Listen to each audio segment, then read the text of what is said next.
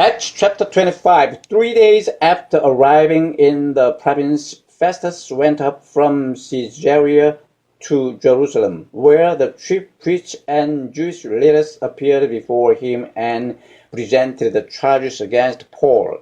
They urgently requested Festus as a favor to them to have Paul transferred to Jerusalem, for they were preparing an ambush to kill him along the way. Festus answered, Paul is being held at Caesarea, and I myself am going there soon. Let some of your leaders come with me and press charges against the man there if he has done anything wrong. After spending 8 or 10 days with them, he went down to Caesarea, and the next day he convened the court and ordered that Paul be brought before him. When Paul appeared, the Jews who had come down from Jerusalem stood around him, bringing many serious charges against him which they could not prove. Then Paul made his defense, I have done nothing wrong against the law of the Jews or against the temple or against Caesar. Festus, wishing to do the Jews a favor, said to Paul, Are you willing to go up to Jerusalem and stand trial before me there on these charges? Paul answered, I am now standing before Caesar's court, where I ought to be tried. I have not done any wrong to the Jews, as you yourself know very well. If, however, I am guilty of doing anything deserving death, I do not refuse to die. But if the charges brought against me by these Jews are not true, no one has the right to hand me over to them. I appeal to Caesar.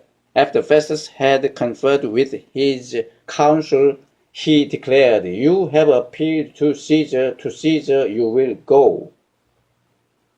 A few days later, King Agrippa and Bernice arrived at Caesarea to pay their respects to Festus. Since they were spending many days there, Festus discussed Paul's case with the king. He said, There is a man here whom Felix left as a prisoner. When I went to Jerusalem, the chief priests and elders of the Jews brought charges against him and asked that he be condemned.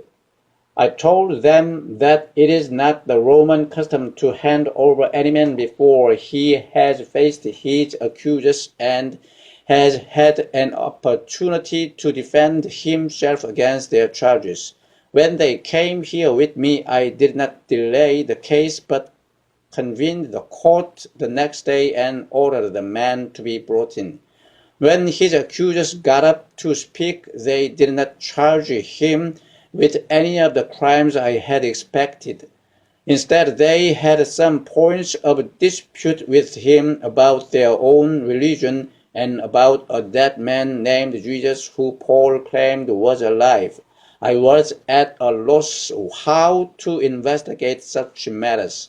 So I asked if he would be willing to go to Jerusalem and stand trial there on these charges. When Paul made his appeal to be held over for the emperor's decision, I ordered him held until I could send him to Caesar.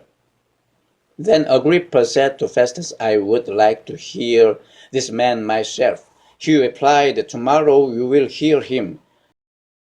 The next day Agrippa and Bernice came with great pomp and entered the audience room with the high-ranking officers and the leading men of the city. At the command of Festus, Paul was brought in. Festus said, King Agrippa and all who are present with us, you see this man, the whole Jewish community has petitioned me against him in Jerusalem and here in Caesarea, shouting that he ought not to live any longer. I found he had done nothing deserving of death, but because he made his appeal to the emperor, I decided to send him to Rome. But I have nothing definite to write to his majesty about him.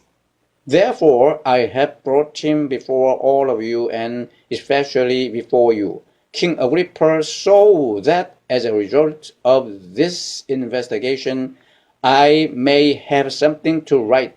For I think it is unreasonable to send on a prisoner without specifying the charges against him.